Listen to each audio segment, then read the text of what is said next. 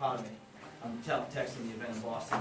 So this is where we're piloting this approach to a conference. So that way also it doesn't impact the carbon footprint, and it can get more people involved in the dialogue.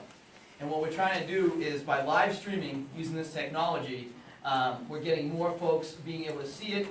They're able to do grassroots organizing in their communities around it as well. So there's a whole, there's a lot of positives with it as well. But this is a pilot project, so please be patient with it. Thank you. So anyway,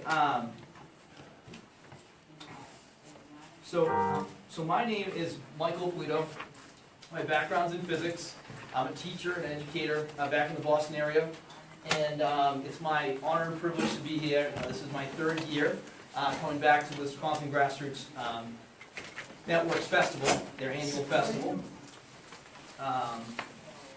We do have the sign-ups going around. You're not going to be put on some weird list or anything like that. You're not going to get bombarded with emails. In fact, what I'd like to do is personally follow up with each and every one of you. And just to go, I am not an alarmist. I'm going to sound like an alarmist. I'm not an alarmist. I've always been a perpetual optimist, in fact. And I still, to this day, even given the dire circumstances I'm about to show you, I still believe in, I believe that when people know the information and it's put before them calmly, and they're able to process that and respond, that there's unimaginable good that can happen that no scientist and no data can project when people are working together. So that's where I'm coming from. But in saying that, there's different types of talks on the environment. So like the Al Gore talk, which I'm not a big fan of, public about that. They look at like animals and tell a story and have it be like fuzzy, woman fuzzy. And they don't give all the data because they talk about a hope budget. I throw the hope budget out the window and just tell you as much as I can tell you in the time allotted. I could probably triple the time and I could just keep going. So I'm going to try to pack in as much as I can and try to give you a coherent story of what's going on with the environment, and then also tie in what we can do about it. Because this isn't just a talk that the environment's really bad. Oh my goodness. You don't have to wait for your children or children's children. It's happening now for real, and the wheels are coming off right now, and this is what it looks like. This is not that talk, even though you're going to get a sense of that in this talk. It's just to get you present to, here's what's happening, and it's bad. There's things we can do about it, and, you know, reality is, I don't want to give false sense of hope or optimism with respect to like reversing it, but you can't deny this. It's a true statement that if we do everything in our power, and I'll go back to this at the end, if we do everything in our power to address the current situation, to work together and try to meet the challenge and transform society, then we're going to have a better shot of now bracing for the impacts that have begun and getting through it, literally as a species, than if we don't do anything. Because there is this feeling, and I've had it happen, and so this is why I come out the gate firing like I am, that it can get pretty like doom and gloom. And hey, let's go to the beach and party because let's enjoy the time we have. Also, just want to tell you, later on today in the afternoon, I will be doing another session. This is the global ecological collapse happening now and the way forward. Later on today, there's another session called Beyond Our Time. Just a little bit. I'm going to drill in more in that session to different things that are happening with regards to different fields and showing how they all converge to the idea that, no, climate science is a real thing, but also teaching you all how to teach science Because if I do my job right today, I'm going to be doing capacity building and educational development in this room, where you all become teachers and be able to take someone and articulate to them who does not believe, to get them to at least start on the path. You're not going to transform them in a day, but you're going to start them on a path of understanding what science even is. Because what I put forward to you is most of the public, the large majority, even the college-educated majority, don't really understand what science even is, never mind climate science.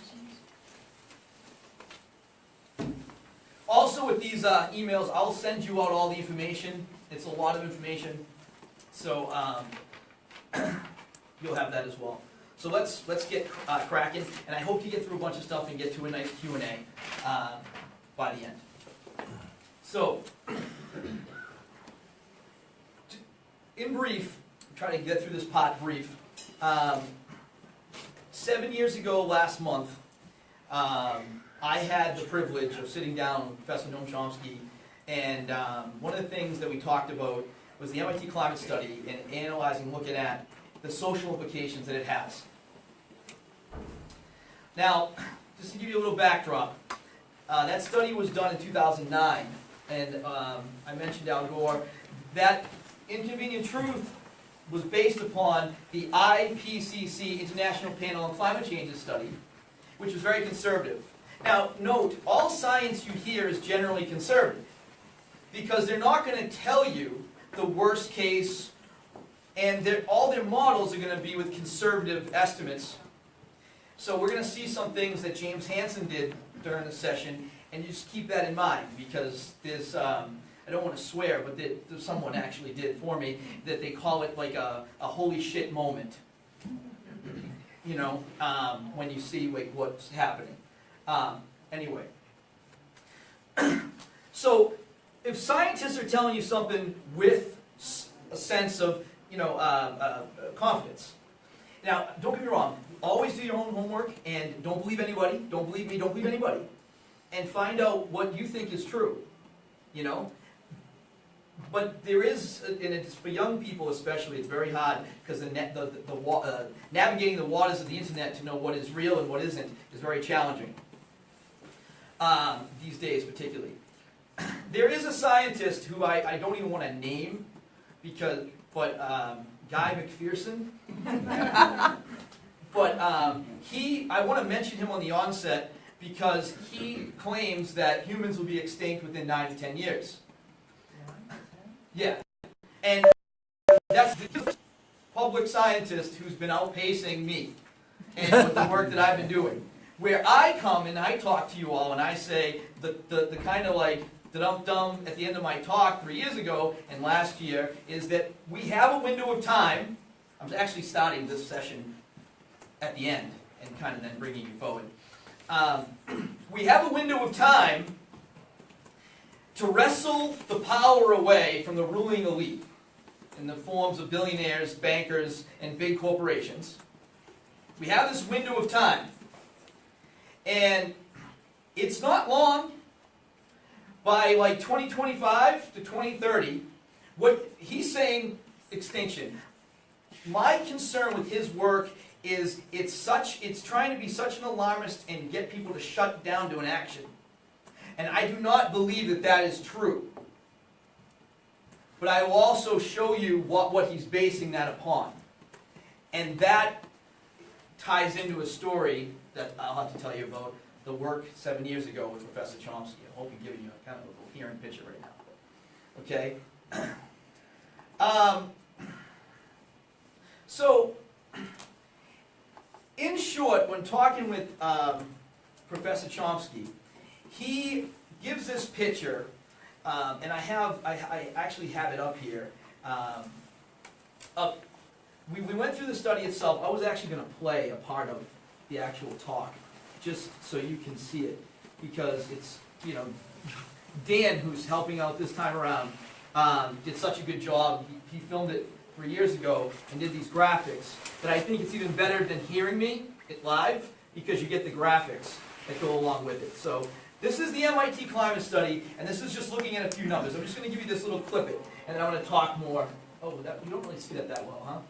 Well, hopefully. Can you see that all right? Turn a light down. Is this a front light? Climate study, what does that look like by way of numbers? Our best shot, and it's a very, very, very low probability of this, is a 3.5 degrees Celsius warming by 2100. That equals 6 degrees Fahrenheit. That is the best case scenario, and the odds of that are less than 1 in 10 when the study was done. But I have a story to tell you that's going to make this a lot worse. The most probabilistic scenario when the MIT climate study was done was 5.2 degrees of warming Celsius. That equals 9 degrees of Fahrenheit. That's 61, the average temperature of the planet, 61 degrees. That would go up to 70 degrees. That is a very large jump. Right now, we're well over a degree since the Industrial Revolution, and could be close to 2 degrees by 2030. That's probably almost definite. And the worst case scenario that the MIT climate study pointed to was a 7.4 degree warming by 2100. That would be a 13 degree increase in warming.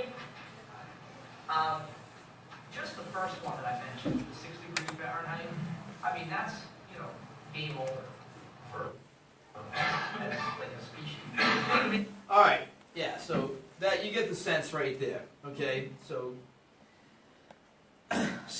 Dan, how's the light levels? Can you keep it like this, or do you have to keep switching on and off? What do you think?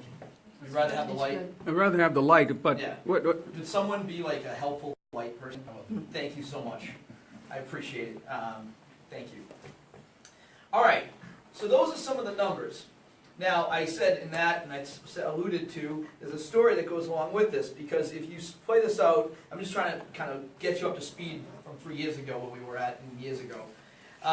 So sitting there 7 years ago at Professor Chomsky's office, he says that there's a 1 in 10 chance that humans are on the planet, that humans are existing at 2100, that they're not extinct.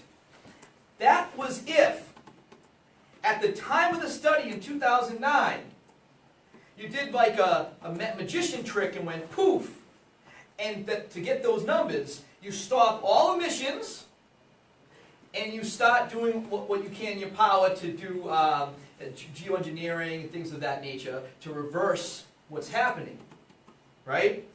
If you do all of that, then you get a 1 in 10 chance. We haven't done that, but that's aside the point. We've made it much, much worse. But then Chomsky says, but that's not what most concerns me. I'm just sunk in my chair. I literally went to a bar. I don't drink. After this, I went through data for weeks, and I just couldn't find anything that could make this seem nicer. So he started talking about methane. Now, at that particular time, the methane that he's talking about, that was the thing that most concerned him. That was something new that was being discovered, is that up in the Arctic region, you have methane plumes. The permafrost, it's a land area twice the size of the United States, is thawing and releasing methane. Methane levels are going to be increasing by a factor of 10. I'll do a quick thing to explain that. So, in short, this whole thing with methane, doubling the greenhouse effect. Doubling the entire greenhouse effect. Okay, so that's what most concerned Chomsky. And that's what people like Guy McPherson are going around sounding like an alarmist about and saying go home and have, a drink and party. Okay, but that's, I go back to 1941 to 1944 and what Americans, particularly Americans, were able to do when given a challenge. It was a Herculean effort. It took everybody. And that's what it needs now. That's why I really like to get everyone's contact info. The clipboards have gone around. I'd really get to know you. get to see what you do, what you'd like to do, what you'd hope for, and who I can connect you with, and how I can help you personally. I can just say real quick, there's tools that I have available to me. I'm part of a lot of organizations, and one of them's Occupy. We do conference call technology that's outstanding. Talk about that more, but that's not why you're here. We can talk about that. You can touch with me. We can set up email lists for you and your people if you want. You can host conference calls. I'll help you with that. I'll train you on that and more. We need a capacity build, especially in the current administration. We need to work with the people we got and get them as up to speed with everything that we can. Let me go through some numbers real quick. So, CO2 and CH4. This is carbon dioxide, and this is methane. Okay? So, back in 2007, I did an analysis of where we were at. In 2007, there was 387 parts per million, ppm, of carbon dioxide in the atmosphere. For over 1 million years, it never was over 300 parts per million. For over 1 million years. How do you know that, Michael? Well, over 1 million years because of ice core records. See, the atmospheric conditions are trapped in the ice, and you can see that. So that's a well-known scientific thing. Okay, if anyone says that's not, defer to them like gravity and that atoms exist. Because like it's literally the same type of thing. Okay, people will argue otherwise, but that's, So, and then in the Beyond Borrowed Time lecture too, just so you know, I'm going to get into why there's 3% of scientists and who they're funded by, because that got released last winter, but I'll talk more about that, because there really aren't 3% of scientists. They really, remember the other 3%, 97 agree and 3% don't? Watch where the funding comes from. The oil companies, there aren't. And all the Exxon scientists, 100% unanimous that this is happening in the whole thing. Their own scientists, they had to pay other people who could be bought. So there's no, there's no other view. All right, so right now we're just about at 406 parts per million. It was said that 350.org, that was the amount, 350.org, that organization, 350 has to do with a tipping point when Earth systems start to accelerate human-caused warming. Well, and the idea was 450 parts per million of carbon dioxide is the point of no return. And now scientists are starting to even rethink that because of what we're seeing now with the wheels coming off. Okay? I'm going to show you a bunch of stuff pretty fast, quickly in a second. We're just going to go through combing some data. So anyway, so currently you have just about 2 parts per million of CH4. And that seems rather benign. It seems like, well, that's nothing. Briefly going to talk about temperature. What is temperature in general? It's merely the wiggling of atoms, molecules. They're wiggling, okay? So right now, if you feel warm, it's because that wiggling is causing zaps on your skin such that you feel warm. If you feel cold, there's not enough zaps happening, you feel cold. And it's just wiggling, and if we had a heater in here, it would cause them to wiggle more, and if we had an air condition, it would cause them to wiggle slower. And our atoms jiggle correspondingly. Yeah, they go faster, they go slower, and the whole thing. That's important because sunlight comes into our atmosphere, and it gets caught up by these greenhouse gases, which what they do is they just retain the energy from the sun and wiggle. So a mental image you can have is, imagine if we had this a big room, or a room like this, filled with tennis balls that are hanging from the ceiling at varying lengths. So try to imagine this. Imagine the room has tennis balls at varying lengths, and they're close enough where they can swing and hit one another, but they're all kind of just this space in between each. And they're all just hanging at various lengths. And the volume of the room is filled with these tennis balls. Well, imagine, there'd probably be a few thousand tennis balls in this room, right? How many tennis balls would you need if you say you had 4, 5, 10 in this room that started to just violently shake? What would happen to the room with tennis balls, right? They'd start bouncing off one another. And that's all temperature is, and that's all the greenhouse effect really is. Okay? And I have a very nice video to send out about MIT does this really nice little thing to show very simply what the greenhouse effect is on an experiment that a freshman in college does. You high school kids can do it now. So, anyway. So, methane levels are looking to be jumping. And let me just say for a second, the heat retention of methane is 23 times that of carbon dioxide. So this, that seems benign, you multiply by 23 and you get 446. It's like an equivalency. It's like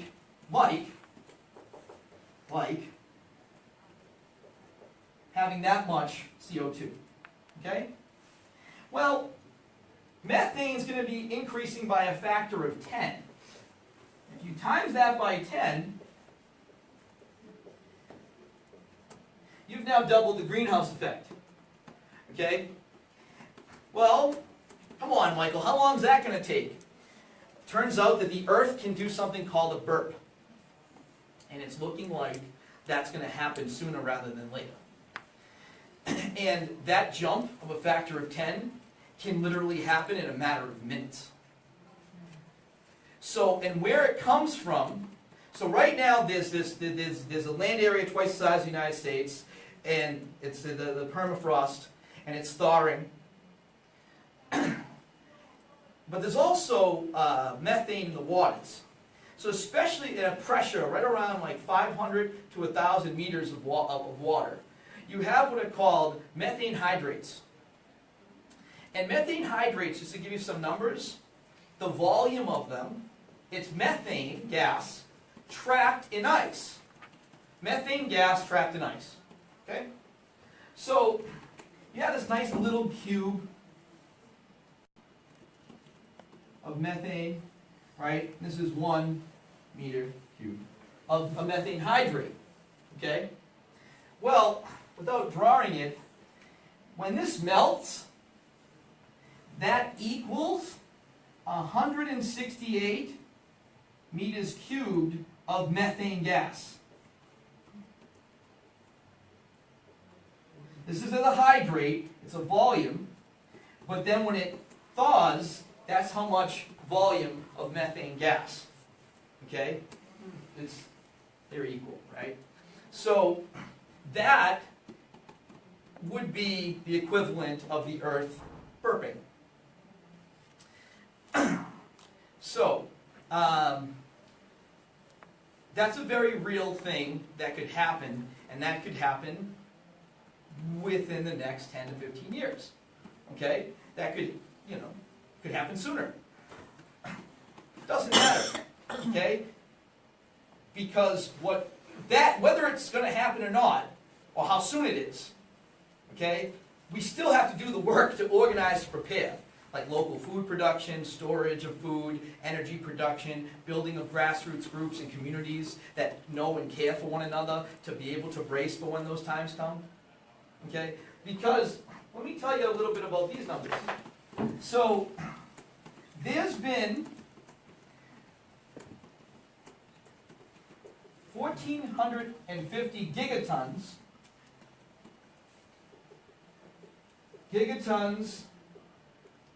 of CO2 that humans have released since 1850. Since 1850. Okay? 1,450 gigatons of CO2. That's what has caused the issue here. When this burp happens, that's going to be equal to just about 1,000 gigatons. A giga is a billion. So this is a trillion of CH4. Okay? So I do have a clip. Let me see. I have lots of clips here and things. One of the things I showed before was let me see here. I want to try to get through everything. It was the poking at ice. Let me ask this question. How many of you have actually seen the poking of ice happening, where the fire comes out of the ice? No? Okay, so let me just, actually, let me go right here. I bet you can pull it up right here. There it is. All right, this is why it's good when you repeat something. And what they're doing here is they're not poking a hole through the entire ice. They're just poking at the ice itself, because there's bubbles of methane gas inside the ice. There's permafrost in there. There's also permafrost along the oceans, in the shallow areas. There's also permafrost in the deep ocean. Pretty much the deep ocean permafrost goes, and we're long from that. It's game over for everyone very quickly, but we're still a ways from that. Watch this. Okay, so that's what I wanted to show you. So that's just poking at. So that's poking at ice, and this was discovered very much in the winter after the MIT climate study, that this is a phenomena that's happening all across areas that should be perpetually frozen. Okay, so that's that. And just as it were, you have this article that just came out actually. I'll send this all to you if you write your email, so you don't have to bother writing stuff down. But this just came out Thursday. I'm talking like, oh, look at this, perfect. So it's sad, but perfect. And so you can see here, global warming triggered by the massive release of carbon dioxide may be catastrophic, reads the abstract, but the release of methane from hydrate may be apocalyptic. So we don't have to spend much more time on that, but to get the point. Okay, that's the Earth burping. Okay, so in addition to that, you have feedback loops. So in 3 years ago, I showed this video. I'm going to show you the update. What you're about to see, this nice 2 big blocks here, and this is the volume of Arctic ice. The volume. Now, when you usually see pictures, you see surface area. Surface area can be deceiving. If a huge region that was really thick became really thin, from space, it still looks like there's ice there. Volume is a much better, if you're ever trying to find out about ice, go right to the volume numbers, okay? And I'll talk to you about surface area down in Antarctica in a second, because that is growing, but that has to do with desalinization of the water that's melting from, ice down there. But anyway, so yeah, we'll just let this play.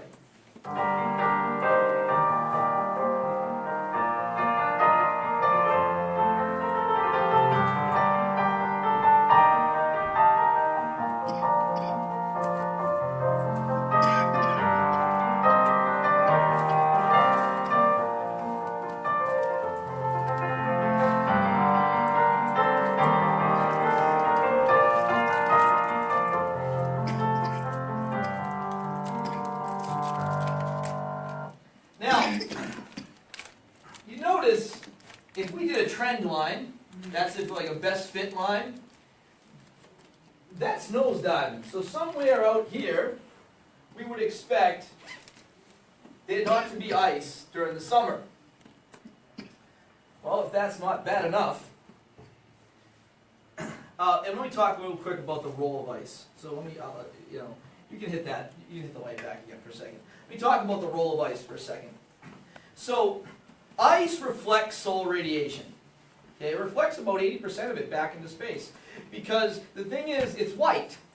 So light just bounces back. And that's a good thing. Because that helps kind of regulate the climate. It's really amazing how balanced the Earth was before humans did a job to it. It's really incredible where the Earth was at. It's such a wonderful place to harbor life.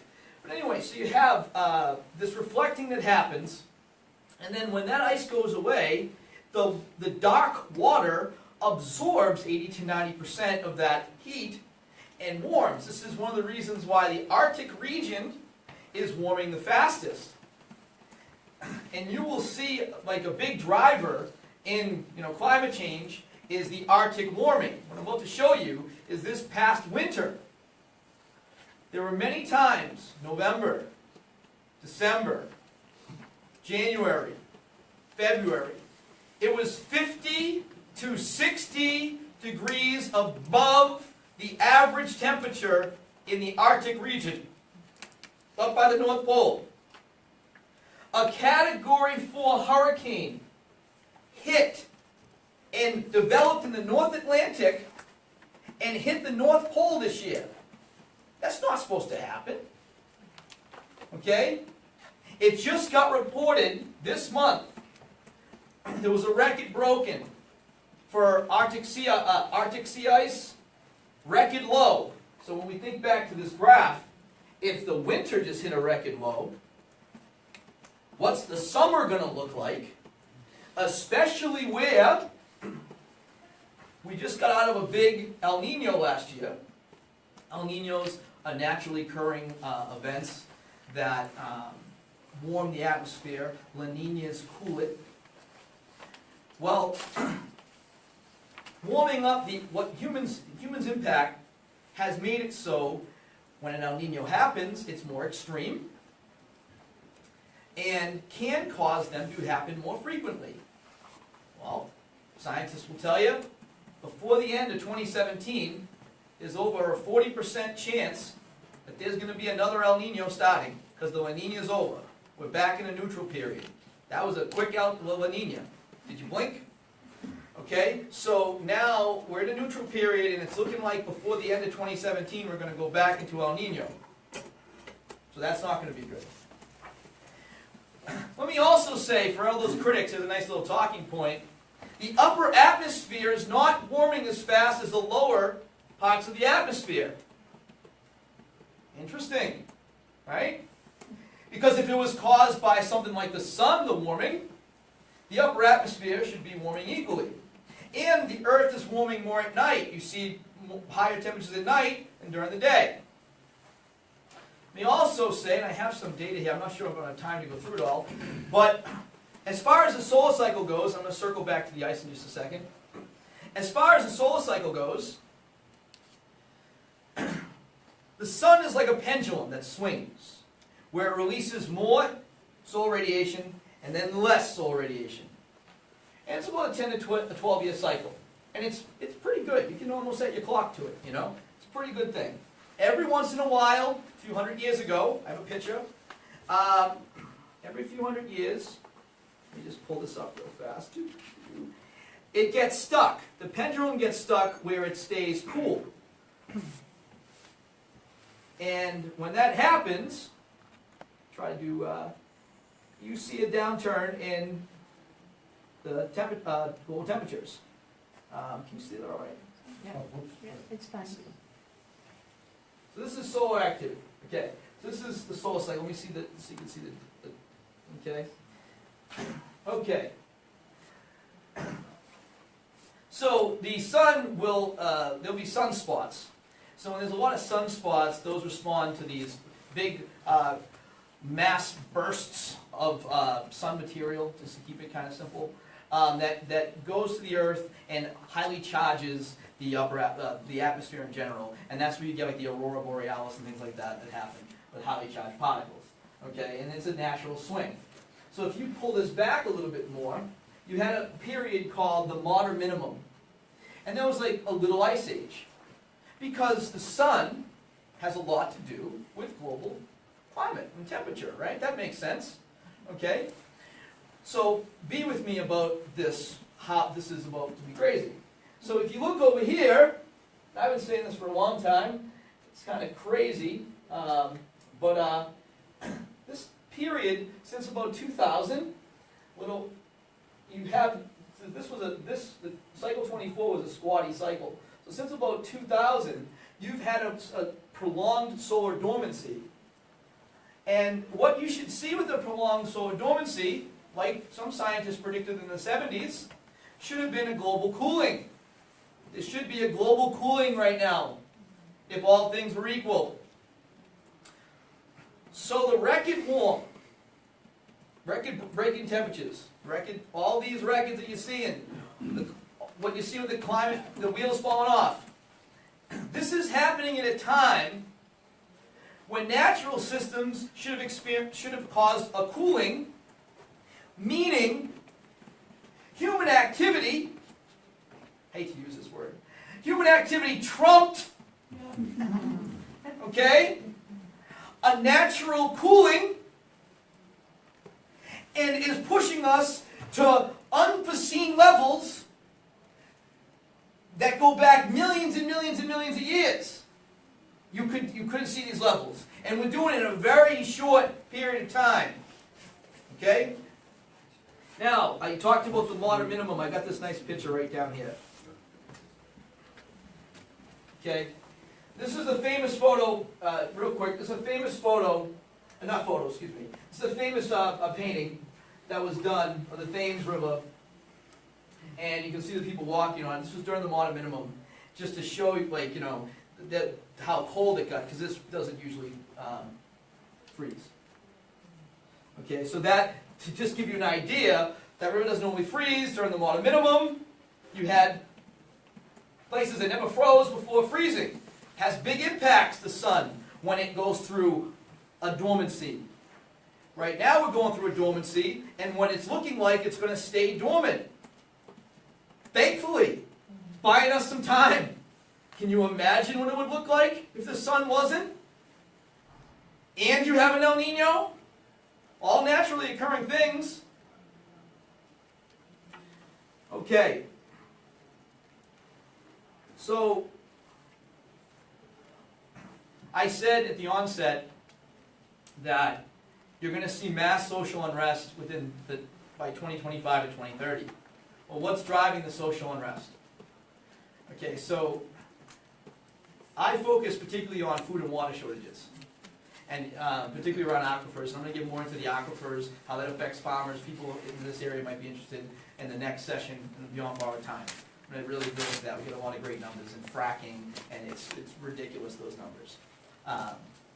But James Hansen did a study that when they did the peer review to it, before it was peer reviewed, they just published it. And I do have the link too for the peer review. When it got peer reviewed, all the findings were held up. If you don't know James Hansen, he was the lead climate scientist for NASA when looking at the greenhouse effect on Venus. And he said, well, wait a minute, why am I looking at Venus when Earth is a dynamically changing planet before my eyes, and I live on it? Maybe I should focus on Earth, you know? So, and actually there's a quote, and the NASA mission statement talks about to learn to understand, I'm getting it off, but it's the idea to protect the home planet, you know? And he was going around justifying, speaking to the public when he was the climate in that role for NASA, justifying it by quoting this quote, which I should have on top of my tongue. I'm sorry, I don't. And NASA got rid of that first line about protecting the home planet. Just you know. So anyway, so this is talking about. First of all, if anyone's talking to you about just casually about, hey, the year 2100, this is what technology is going to be like, or anything like that, stop. Stop the video, stop whatever, stop listening, and don't talk to them. Or just redirect the conversation to, do you know about what's going on with the climate? Because you can't just talk about the future like it's just an inevitability. Okay? Also, if people are talking about sea level rise, like a meter or 2 meters by the end of the century, they probably don't have their data correct. This is looking at multi-meter sea level rise by 2100 in the form of up to 25 feet. I'm going to show you what that looks like in a second, because thankfully it's not as... Now the article I'm going to pull that from, they're thinking that that's going to take by 2200, but they're not James Hansen, and they're not, you know, climate scientists. They're just a nice artist who made the pictures pretty for people to see. But let's see what this study says.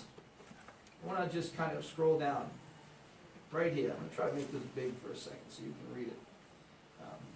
Whoa. And okay, we'll just.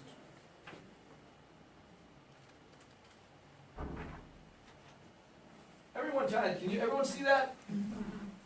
We conclude that continued high emissions will make multi-meter sea level rise practically unavoidable, and likely to occur this century. Social disruption and economic consequences of such large sea level rise could be devastating. It's not difficult to imagine that conflicts arising from forced migrations. Now think about Syria, just Syria. Now imagine all the coastlines and how many, there's hundreds of millions of people having to be displaced, what that's going to do to organize society. Forced migrations and economic collapse might make the planet ungovernable, threatening the fabric of civilization. That's their finding. Would be great to have a good leader right now. Anyway, but it is what it is. Because right now, even with that person, whoever it could have been, we know who it could have been, but aside from that, what I hope to inspire in all of you is that each and every one of us has to become leaders. Each and every one of you have to go to your friends and family and have a sense of urgency that, no, this is real. And I know you like to watch your TV shows and you don't want to be bothered with this, and it is tough to have raise a family and bills and all of that is just oof. And you're not seeing it right now. It's a beautiful day outside. It was in the 60s in Boston in February. Woo! It's really like this. But trying to get them to really understand the magnitude. And at first, just bring together the people who do get it and start working with them. And then, the others maybe will come in time. So, I'm going to talk about strategies for reaching the others in the next session as well. So now, this is what, I didn't show you, but in that study, James Hansen's talking about by like 2060, 10 feet. 10 feet of sea level rise by 2060. Okay, so 10 feet is a lot. And it's not going to just, we're going to wait to 2060 and then it's 10 feet. Right? It builds. And when I think about this, and I used to think about it years ago, I used to say, is there really that much ice? Is it really raising the oceans that much? And then I realized, I put all the pieces. It's not just the ice melting. Thermal expansion's a big thing. What's thermal expansion? When it gets warmer, the ocean's volume gets bigger. Right? Take that into account. But what else? What about water? I'm going to be talking about the aquifers in the next session. What about these essentially oceans under the water that aren't in the water cycle? And fracking, there's 1.1 million fracking wells, an average of 5 million gallons per well, and just in the United States alone, all that water going in the water cycle.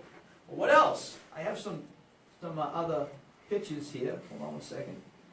Who's familiar with the Aral Sea? Aral Sea? Yeah, some of you? So this is the before and after of the Aral Sea. This was a fresh water. They called it a sea because it was that big. I believe it was the fourth largest freshwater body. This was before the Russians tapped it, and now that's what's left. So all that water was not in the ocean, because once you get into the water cycle, it goes in the ocean. Well, it's not. It's not the only one. Oops, sorry. And then, what happened? That's odd. This also happened to a lake in Bolivia, and just in a few months, the same thing transpired. You just see the lake go from that to Nothing. So they were tapping it for what? For different usage, commercial usage. Oh, okay. You know, the largest freshwater lake, I think it's Lake Victoria, I want to say, in Africa. They're tapping that one. Same thing. They're doing this all. They're doing it to the Great Lakes. You know, but the Great Lakes are trying to bottle water. At Lake Victoria, there's a company that's growing flowers to sell in Europe. Isn't that nice? People they don't have food to eat, and they're tapping it to grow flowers. But this is surface water. And I always focused on surface water for years, and then, you know, some of my students got really interested in aquifers. And when we got into the data of aquifers, and I started to mine that data, ooh, you know, like aquifers are a whole other thing. Most of the water really isn't above ground. It's below ground. Like the Ecological aquifer is enormous, you know? And what's really crazy, just to, you know, what they're doing isn't just using the water, they're pumping that frack water back into the aquifer when there's a cavity that no longer has water into it. Well, that's a great idea. Because that frack water, if you're at a water treatment facility, they can't even take those chemicals out. Oh, and by the way, those chemicals are proprietary, so you can't even know what's in them if you were a scientist and wanted to try and take them out. So, it's a death machine. And I'm so thankful and honored to be in this room with Call for Peace, surrounded by all these images of the people who tended this land, thought 7 generations ahead with their actions, and made it better. They made it better with each generation. And the land was taken from them, and when we do realize a people's revolution, we have to really just look to them now in building toward that, to be stewards of the land. Because, you know, the irony is they were called the savages. Who's really the savages? Right? And something I really want to emphasize too, I always talk about, you know, the transformation, and I'll get into, my time's running short, but, because I could keep going on and on and on about the science, but what it's leading to is there's critical steps forward. And I talk about this amendment to the Constitution, the We the People Amendment, that says corporations are not persons and money is not speech, right? And campaign finance can be regulated as the first critical strategic step toward a greater social transformation that we all want to see. And right now, given the administration and Congress, we're not going to get it through them. And this has been growing. I've been working, that's my crusading issue I've been working on, because my real issue is climate. And how you have to go forward is you have to bust through the legalities of corporate power. And if you don't really understand that, and it's, you know, I will gladly, you know, talk more about that as well at some point, if you want to, or if you want to get in touch with me or whatever. I have a whole information kits on that and things like that. And that's our offense. And a way we can bypass Congress to get that done is an Article 5 convention. And coming out of work that I did in Philly this past summer, I have some videos too. I was going to show you, I mentioned about this. I might be able to do it in the next session. We helped organize a Dem Exit. Delegates came out and purged their credentials and had people's credentials. But a lot of those people that in my network of people I work with were embedded with Standing Rock. And, you know, there's all these encampments now at various tribal lands where there's pipelines trying to be built. And, you know, here they are, the people who the land was taken from are on the front lines fighting, right? And when I was part of Occupy, I went all in. I went all in financially, I went all in physically, I went all in. And I thought that it was going to trigger, I was younger, I thought it was going to trigger this, you know, everybody was going to we're going to stop the system, people were going to stop. This was the moment where we were going to realize, you know, and especially after what happened in 2008 with the banking collapse, like how badly everything, you know, is just rigged, and it didn't. And right now, with people coming together and standing with Standing Rock, that's another area where people can come together and help stop, you know, what's going on with the administration we have. It's probably not, you know, if it's just, you know, Native American people, but if you start to get, you know, people like yourselves there, you know, the media pays a little bit more attention. And so, who's familiar with an Article 5 convention? Article 5 convention is a process in the Constitution where you can bypass Congress and the states can call for it to amend the Constitution or rewrite the whole thing if they wanted. But and if you're afraid of things happening that could be odd with it, like, oh, we don't want that, that's nerve-wracking, something crazy could come out of it. Well, 37 states have to ratify it. I believe the 32 states have to call for it, and 5 already have. Okay? So, and more are kind of adding to that list. You have non-binding referendums now to 17 states have non-binding referendums supporting the idea, right? We just have to get it more of an amendment of some sort. So you have states, you know, already have at least voted on it, unless again it's non-binding.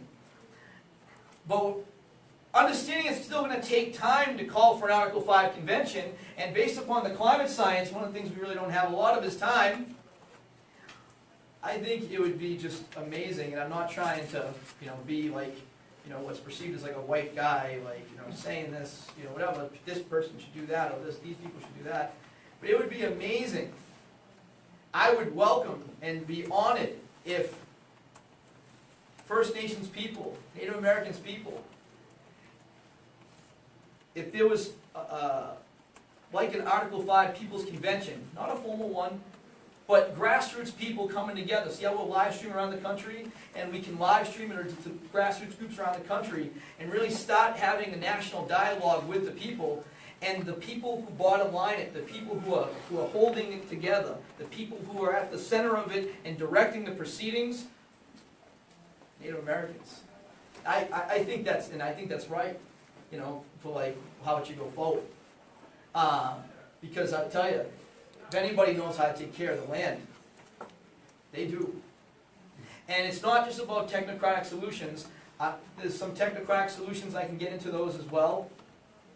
But there's, it's not just about, you can't just make a fix and think if the system can stay. People who are usually comfortable like that, doing well, you know, they like the way it is, so do this. You know, and there are Technocratic Solutions, and we have to use them. I'm not saying we can't, or we shouldn't. We have to address what's going on. We actually have to have geoengineering on a scale that people can't even fathom. Structures that are maybe half the size of Nebraska stretching across, capturing greenhouse gases, and having like dozens of those structures all around, pulling carbon out of the air, driving it into the ground. It's lunchtime. Is it lunch? Is that it? Really? I thought I had 15 minutes. Nope, 11:45. Huh? 11:45. It's 11:45? Well, are there any questions? Let's see. Questions? Yeah?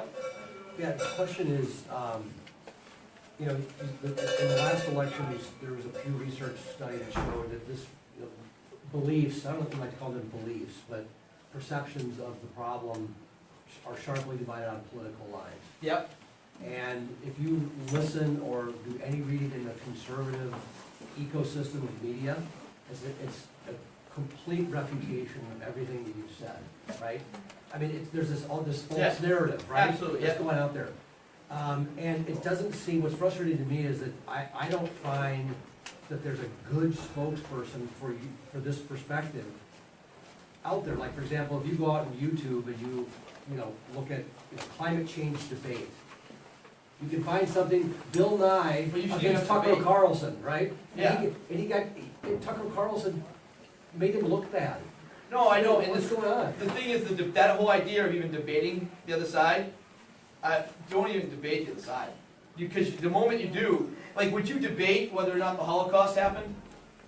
You know what I'm saying? So you wouldn't, because it almost is certain morality around that you don't feel good about. Why would you deny the Holocaust? What are you talking about? You know? It's the same thing, like you can't, at this point, you can't even, you know, that's all fueled by propaganda. We know that, right? And in my next session, I'll show you, I have, you know, Exxon, all the findings, and that was all, and then they knew back then, back in the 70s, they knew. And not only that, I mean, it was known about global warming back in, you know, the mid-19th century. The scientists knew that the global that greenhouse gases had an impact like that. That was, and in 1913, I can show you. I actually have it. I'm going to do it in the next session. Frank Shuman had solar thermal technology. Solar thermal technology, and he said back then, 150 miles by 150 miles, right in the Sahara Desert, give the energy for the whole planet. He had it. He had it built. I got a little thing to show you, a little video, right? And what did they do? Well, World War I broke out, and they discovered oil around the same time, and they took the solar thermal collectors and they recycled them for the war. You know? Never mind Nikola Tesla's technology. You know, I mean, like, there's so many. I got radicalized as a college student studying physics, going, there's so much technology. Why aren't we addressing this? And getting past the argument of it's economic based, it's market based. That's not true. And there's a documentary called The Corporation back in 2004 that made me like just click, all came together. And the more I studied that and discovering Professor Chomsky, originally by accident online, and then voraciously consuming him for the next several years, about 4,000 hours of his audio, and then eventually doing other things with there, you know, it all kind of came together. I mean, but anyway, so what came together is there are these systems of power, billionaires, bankers, and big corporations. They want to control people. It's not just about money, it's about control and power. And they control the media.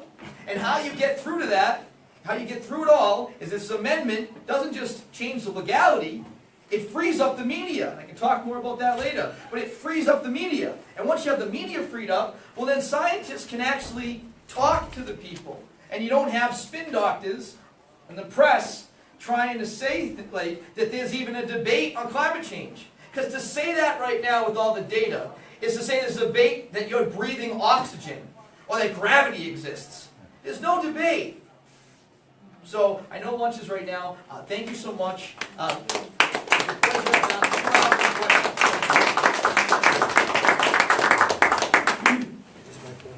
Yeah. Yeah, that's yours.